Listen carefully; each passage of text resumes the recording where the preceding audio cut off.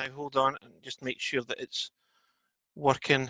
And you should all have a red dot in the left-hand corner to indicate that it's recording. Yes. Right. Okay, fire away. Okay, good morning, everyone. Welcome to Development Standards this morning. We're having a meeting under difficult circumstances, but we just hope that it goes all right. So first of all, agenda item 1, apologies for absence. No apologies, convener. Item number 2, declarations of interest. No declarations of interest? No. No, we'll move on to agenda item 3. Building warrants. The committee is asked to note that during the period the 24th of February to the 8th of May 2020, a total of 195 building warrants, 9 demolition warrants and 42 amendments to warrants have been approved with an estimated cost of £14,270,284. Is that noted? Noted. Move on to agenda item 4. The committee is asked to note during the period 22nd of February to the 9th of May 2020, a total of 159 planning applications have been approved and 4 refused under the scheme of delegation to officers. Is that noted? Noted. Agenda item number 5, minutes of the previous meeting. Are those approved? They're approved. So we'll just move on to agenda item number 6. This is planning application for a burger van at Denburn Way, Brechin. This is a retrospective planning application. So called upon Alan Hunter. Can you give your presentation? Thank you, convener. Yes, as you say, this is a planning application. This is an application for the use of land for the siting of a burger van. Important to say this only relates to the use of the land. The van itself doesn't require planning permission. It's a movable structure. So we're only looking at the use of the area of land. Again, this application is before members because the council has an interest in the proposal because the application relates to land that constitutes the public road. Ali, can we have the next slide, please? This slide shows the location of the application site. You can see the red dot identifies the general location on Denburn Way itself. Denburn Way running north to south down the middle of the screen. The blue dot that you see on the screen identifies an objector to the application. That's a factory premises located just to the southeast, the right-hand side of the application site. To the north of the red dot, you'll notice Commerce Street. We'll refer to that in the slides as we go through. And there is a large Aldi store just located to the left-hand side of the red dot. That's to the west of the application site. Next slide, please, Ali. In a little bit more detail, you see the red line that shows the extent of the application site. The Aldi car park area located to the left-hand side of the screen. The objector's factory and office premises located to the right, bottom right of the screen. And that's about 15 metres away from the closest part of the application site. And just above that, on the right-hand side of the screen, you can see the council depot. Again, around about 15 metres from the application site. And that's the council depot and the associated recycling yard. Next slide, please, Ali. So an aerial view of the site itself. You can see Denburn Way running down the middle of the application site there.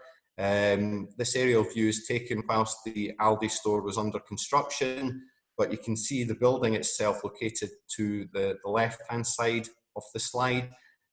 Bottom left-hand corner, you can see Denburn Works, now known as Denburn Court. That's a residential complex located within a Category B listed building. And the residential properties in that building are around about 80 metres from the application site itself. And in the centre of the image there, you can see the big white roof, which constitutes the Stevens factory building. I've referred to Commerce Street. You can see it running left to right across the screen.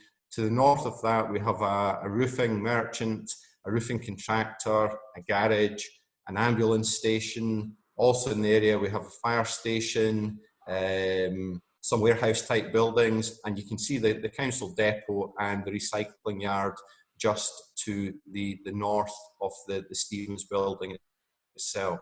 So this is very much a mixed use area. And in terms of our planning policies, the key considerations are whether this burger van is likely to impact on the town centre as a hot food takeaway use. It's a use that we would generally seek to direct to town centres. Other considerations relate to impact on the amenity of the surrounding area and impact on traffic and parking safety. Moving on, please, Ali. This is a photograph looking along Denburn Way in a southerly direction. You can see the white van itself located on the right-hand carriageway of Denburn Way. That white van is the burger van. It identifies the location of the application site itself. You can see Denburn Court, the listed building, some distance to the rear of that on the right-hand side of the screen. And on the left-hand side, you can see the Stevens factory building itself.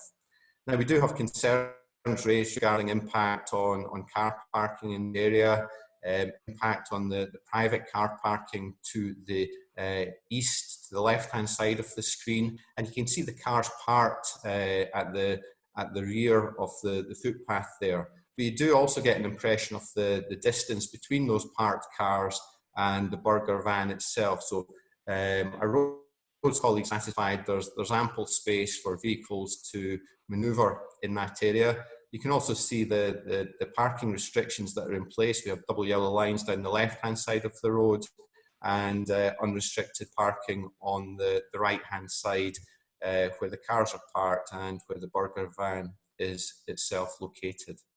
Next slide, please, Ali. And again, just looking in the opposite direction, this is looking northwards.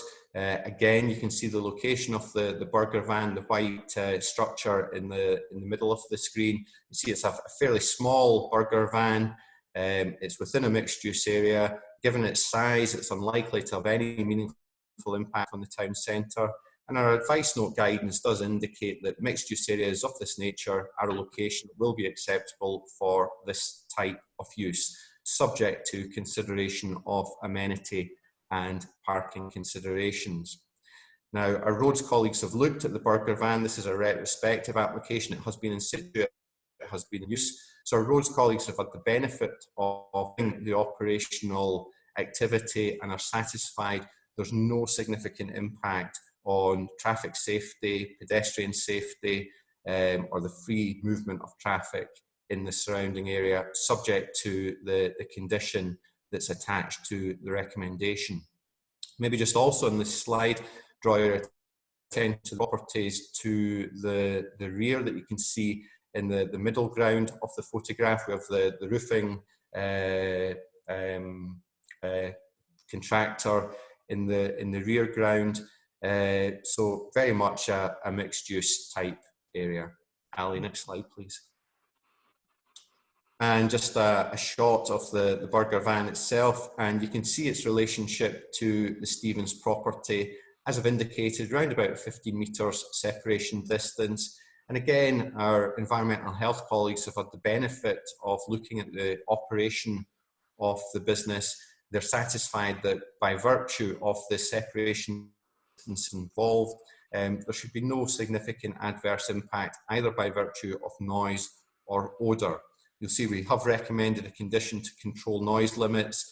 The businesses in this area are generally unrestricted. There are no planning controls in relation to noise or odour, with the exception of the all-day premises, which has a noise condition. And the proposed noise condition is similar to the noise condition that relates to the all-day premises. So subject to that condition, our environmental health colleagues are satisfied there should be no significant impact by virtue of noise.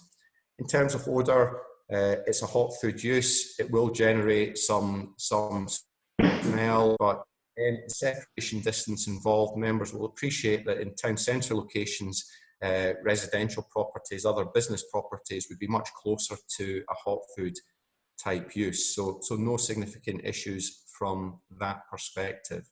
Next slide, please, Ali. This is just the final slide. Again, it shows the relationship between the hot food van, the parking on the east side of Denburn Way, and the council depot building that sits beyond that. So a mixed area, an area where a hot food takeaway use will complement the surrounding uses. It will meet an identified need, and it can do that in a manner that doesn't impact unacceptably on the amenity of the surrounding area, on the amenity of residents or businesses in the area, and it doesn't give rise to any significant impacts in terms of traffic or parking.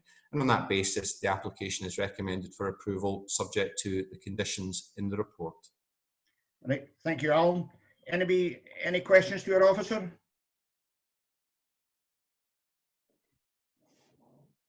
No questions? If there's no questions. There is one question. Councillor Miles has his hand raised. Right. I can't see that. Sorry, convener. And Councillor Breeze has raised his hand as well. Okay, right. Councillor Miles, you're first.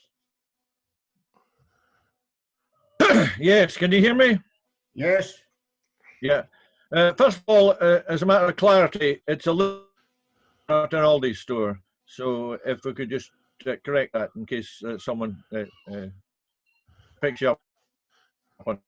It's a little store next door, not an Aldi. Other than that, the complaint about the noise came from Stevens. Has there been a noise assessment for what comes from there, or you feel that's within the noise acceptability levels?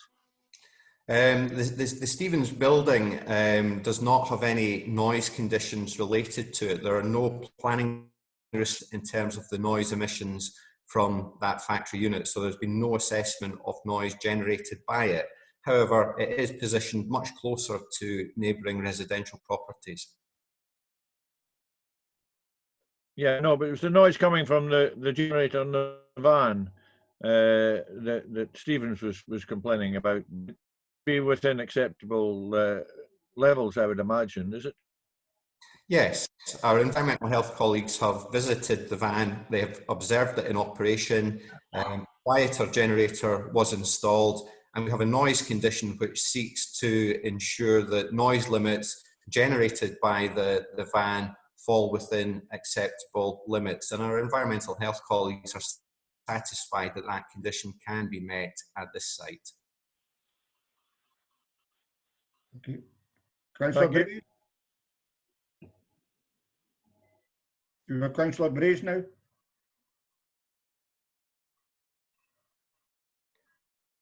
Councillor Breeze, do you have a question to the officer? Yes, I do. Right, okay. Can you hear me now? Yes. Okay, thank you, convener. Yes, Councillor Miles' question covered some of the issues I wanted to raise. The one remaining would be the size of the current unit. Now, obviously, it's taking up a parking space where parking's needed, and I would be a bit concerned if it over years became a much bigger van that took that spot. So I was just wanting a bit of clarity on that. So as I indicated at the outset, the actual unit itself doesn't require planning permission because it's a movable structure. It's very readily movable. It's not fixed to the ground. It's very small in size. So in terms of planning legislation, the van itself, the unit, doesn't require planning permission, and on that basis it would be very difficult for the planning authority to control its size. That said, the application site that's been identified is larger than the van itself, and our roads colleagues have looked at the proposal on the basis of the size of the application site that's been identified, and they're satisfied that there should be no significant issues in terms of parking in the area. You've seen the supermarket itself, the Lidl store, has a sizable parking area, and Stevens themselves have dedicated parking on the east side of Denburn Way. So irrespective of the size of the unit, our roads colleagues are satisfied that the proposal is acceptable. Thank you. Convener Councillor Moore wishes to ask a question. Right, okay, Councillor Moore.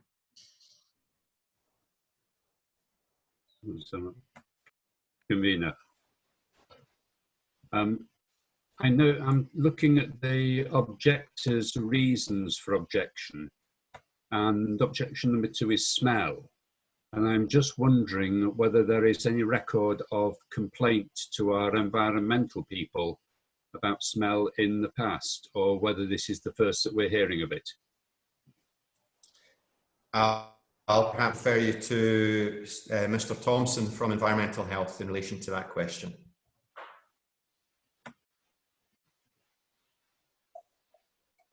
Thank you. Yes, we have had complaints about smell and noise and the disposal of liquid from the hot food takeaway van in the past. Smell complaints were assessed at the time and weren't considered to be justifiable. So we don't see any reason why the development shouldn't go ahead. Thank you. Councillor Duff. Councillor Duff, do you have a question? Yeah, thanks, Convener. It's really just a sort of similar question for Mr. Hunter, rather than smell, noise. Am I correct in assuming that the generator will have to run all day at this unit? And I guess, I think have our environmental health colleagues had a look at that issue. I do somewhat question a generator running all day in a fixed establishment. That just seems a bit old tech to me, and maybe not particularly acceptable, but that's just maybe a personal opinion. So I remind members that the issue that we're looking at here is not the van itself. The issue that we're looking at is the use of the land for the siting of the van. So that the detail of the van itself is not particularly a consideration for committee. Our environmental health colleagues have observed the van in operation. They've observed the generator in use, and they are satisfied that the noise condition that's proposed, which is the same as the noise limits associated with the neighbouring supermarket, and are more stringent than the non-controls, if you like, that exist with other businesses in the surrounding area, will ensure that there are no unacceptable impacts on the amenity of those in the surrounding area. Okay, thank you. No other questions? Councillor Sturrock. Convener. Councillor Sturrock. Thank you, Convener. Just a couple of questions here. You said it was a retrospective planning application for which no planning is required. So, are you able to advise how long this unit has been operating in this area? And question 2, regarding parking spaces, does the operator of the facility itself use one or more parking places on a permanent basis? As you'll note from the report, Councillor Sturrock, the first licence that was granted for a van at this site was in 2017 by committee. So my understanding is that the van has been in situ since round about that time. The slides that you saw earlier show on-street parking in the vicinity of the burger van, and my understanding from the objection that's been submitted is that the neighbouring factory unit does use on-street parking in that area, but I'm relying upon the information that they've provided rather than any direct knowledge. Okay, thank you. Councillor Durno as well. Councillor Durner, you have a question? I'd just like to ask, has there been any problems with the litter from the van? Because on the picture it doesn't show any sort of sizable bins round about the van. I know the ones here, they take the rubbish home with them. So is there going to be new bins issued on the site for the van, or they're just going to take their customers' rubbish home with them? So again, I refer you to the committee report where the applicant has provided a supporting statement that indicates they intend to have waste receptacles available at the site, and their intention to remove the waste at the end of each working day. We also have a planning condition that seeks to ensure that they provide us with a scheme for the disposal of waste, including food waste. And again, that is a condition that's attached to their license. Their fixed pitch license has conditions regarding waste management as well. So that issue should be addressed through both the planning system and the license itself. Any more questions? Councillor Brown, convener. Councillor Brown? Can I half answer my question there, Alan? Is the van to be there 24/7? The van, as I understand it, is sited there on a fairly permanent basis, yes. Again, the committee report gives an indication of the operating hours. The operating hours are less than those that are permitted by the license itself. The fixed pitch license controls the operating hours of the van, but the van itself is there on a fairly permanent basis. Okay, right, thank you. Any more questions? I think that's it, convener. Right, thank you. Comments? Is there any comments at this stage? Councillor Nicholl.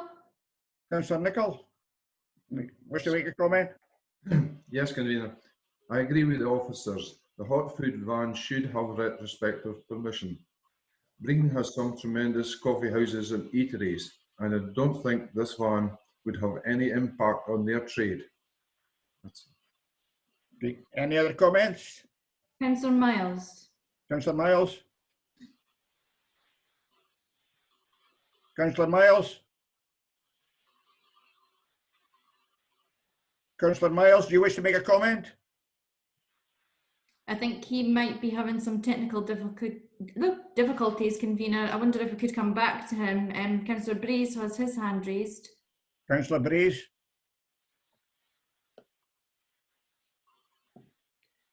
Councillor Breeze, do you wish to make a comment? Yes, I do. Right, come away with it then. Okay, thank you. Yes, I think I would agree with Councillor Nicholl in his comment, and that there's only one objection, I think, and the reasons for their objection have been covered at this meeting, and my concerns about that are allayed. So I would be supportive of this application. Thank you. Councillor Miles, are you there yet?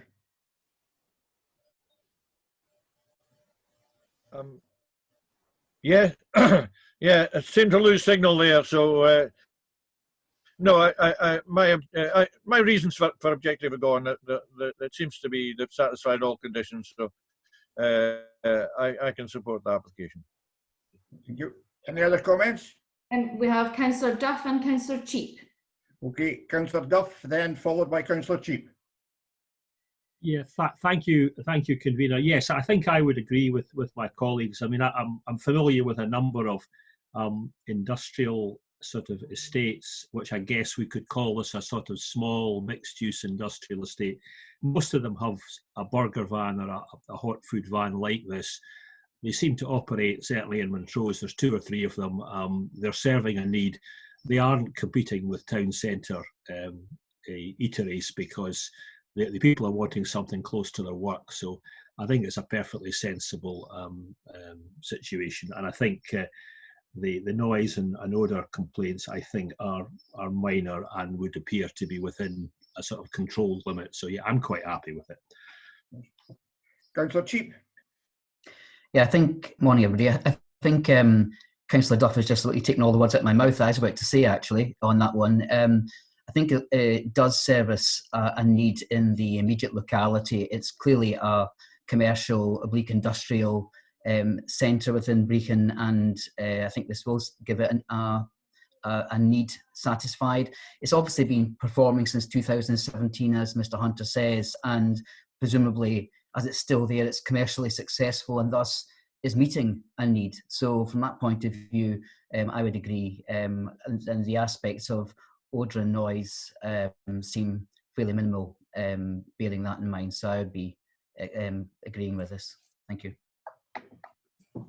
Any other comments at this stage? I think we must have been around everybody just about it. Any other comments? I can't see any other hands raised, Councillor Lumgear. Okay, right, thank you. Well, I've listened to everybody and take on board what the local members say. They're quite happy with it and I'm quite happy with it. So I'm moving this report as it stands with the conditions. Is that agreed? Agreed. Therefore, planning application 19/00996 is hereby approved. Is that agreed? Agreed. Yeah. Move on to item agenda 7. Kate, you're going to talk to us on the coronavirus and development management process. Yeah, thank you, convener. The report before you seeks to update you on the emergency legislation and the guidance issued by the Chief Planner in response to the COVID-19 pandemic insofar as it relates to the planning process. The report also sets out the most up-to-date position in Angus in the context of that legislation and guidance. Section 3 looks at the national picture, gives some details of the letters of the Chief Planner, setting out the need for reasonable and pragmatic approaches to enforcement against businesses who are responding and changing their business models in response to the pandemic. The letter also stresses the vital role that the planning system has both within and beyond the immediate emergency, as well as contributing to the recovery of communities and businesses. The legislation specifically extends the duration of planning permissions due to expire within the emergency period. It has allowed the publication of certain documents online rather than in physical locations such as libraries. And it has also allowed authorities to exclude the public from certain meetings for public health reasons. I can give a verbal update, excuse me, to the report. There has been a second coronavirus bill that was introduced into the Parliament, Scottish Parliament, on the 11th of May. That looks at a whole range of measures, but specifically for planning, that looks to extend the duration of listed building consents and conservation area consents in line with the measures taken on planning applications in the earlier legislation. It's also important to note what action at a national level has not done. It's not extended decision-making timescales for planning authorities. It hasn't reduced the protection of certain species, so there is an acknowledgement that the determination of certain applications will be delayed because of season-specific surveys that have to be undertaken. And it also hasn't provided any sort of national solution to some of the procedural issues that we have, such as neighbour notification or the positioning of site notices, or in terms of how we deal with paper applications or any representation sent into authorities by post. And it's more than likely not done that because it's done in such a wide variety of ways across the different local authorities. Section 4 of the report looks at the situation in Angus, and I am really pleased to say that it is a very positive position to report. All staff within the planning service have been working at home since the lockdown on the 23rd of March, and some even for the week preceding that. That has largely been possible due to some really hard work over the last few years to digitise the service, and that's on behalf of the officers, but also the IT service at the council and also business support in terms of scanning documents and having all of those available online. The report sets out the sort of practical and the pragmatic solutions that we've put in place to enable us to continue to function and progress applications to determination in accordance with our statutory responsibilities. You'll note that site visits have been stopped since the beginning of lockdown. That may impact on some applications. I think that's quite limited, but it might impact on some. And we will look to start those as soon as it is safe to do so and as soon as those travel restrictions are lifted.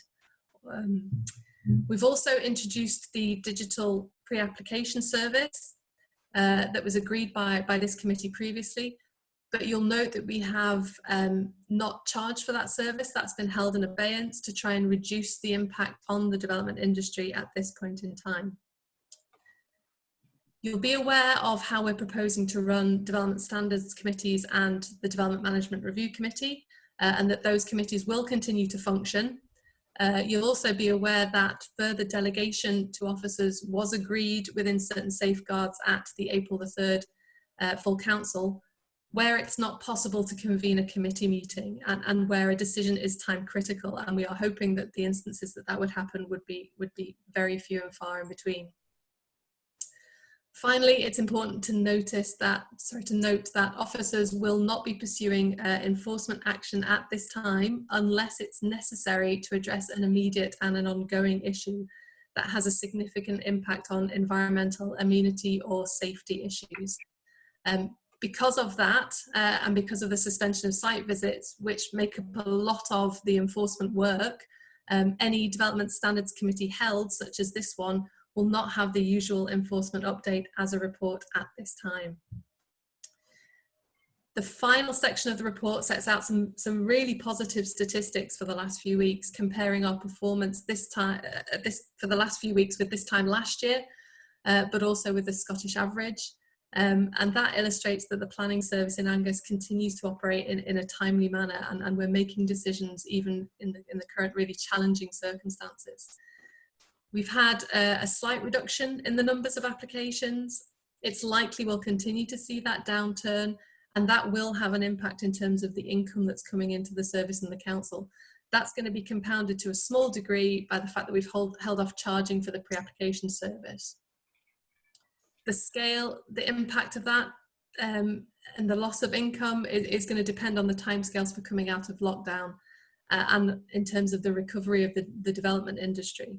But I hope it's clear from the report and from all the detail in the report that the planning services is continuing to support the development industry to try and ensure that the relevant permissions are all in place and that recovery is as quick as possible.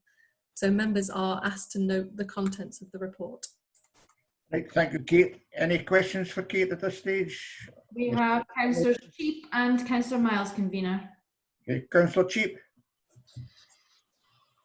Thank you, convener. And first of all, I'd like to congratulate the council officers and planning officers in particular, actually, in the prep for this meeting. I think this has gone extremely well, and maybe a sign for the future again. Kate, can I just ask on just listening to everything you've just said, really, and it is good news about Angus Council and how they are standing in their reaction to what we're going through. But so now that this is our first one we've done virtually of development standards, when do you expect the next one to be, and how regular do you expect them to continue? Will they be in the same time manner as we would have had were we back in the chamber again? We've set out in the committee report on the 3rd of April to full council that we'll have development standards committees and development management review committees in an ad hoc manner, so as and when needed. Our intention is, as set out in the briefing note to members, that we will review applications ready to be determined by committee on a weekly or bi-weekly basis, and we will look to arrange these committees as and when. What we don't want to do is to either swamp you guys with committees, so we will try and group them together, but actually we don't want to delay decision making either. So we will have them, it may be more regularly than the monthly meetings we've been having, if there are applications to bring forward.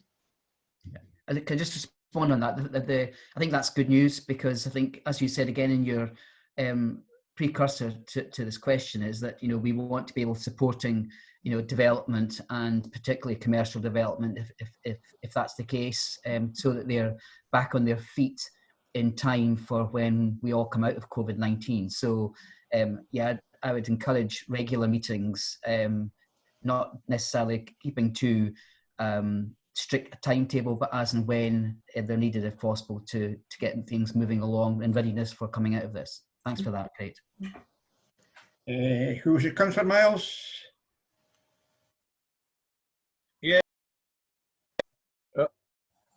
Okay, yes, Councillor I'm now Miles, go unmuted. Thank you again, like Councillor Cheap, for all you've done to keep things going in this difficult time.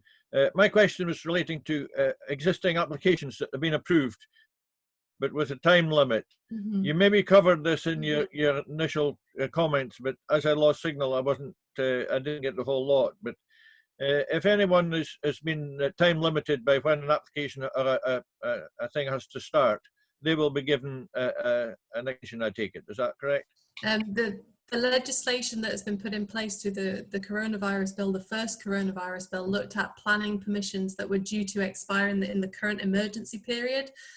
So that will be from the lockdown. I think it's a 6-month period from the enactment of that legislation. They are looking to extend that for a further 6 months. I believe that to be the timescales. The second coronavirus bill has then looked to bring in line the listed building consent and the conservation area consents, because obviously they're just as important for implementing consents and getting development happening. So they are liable to the same extensions of deadlines at a national level as well.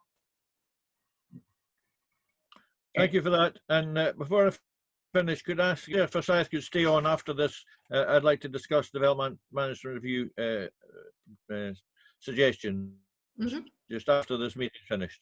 Thank you, Sarah. Okay. Any other queries to Kate? If not, I'd just like to thank Kate for this very explicit report, and this will draw a conclusion to our meeting this morning. I'd just like to thank you all for participating and participating so well, and the meeting's gone really well. So thank you all, and I'll close the meeting at this point. Thank you. I'll stop the recording now.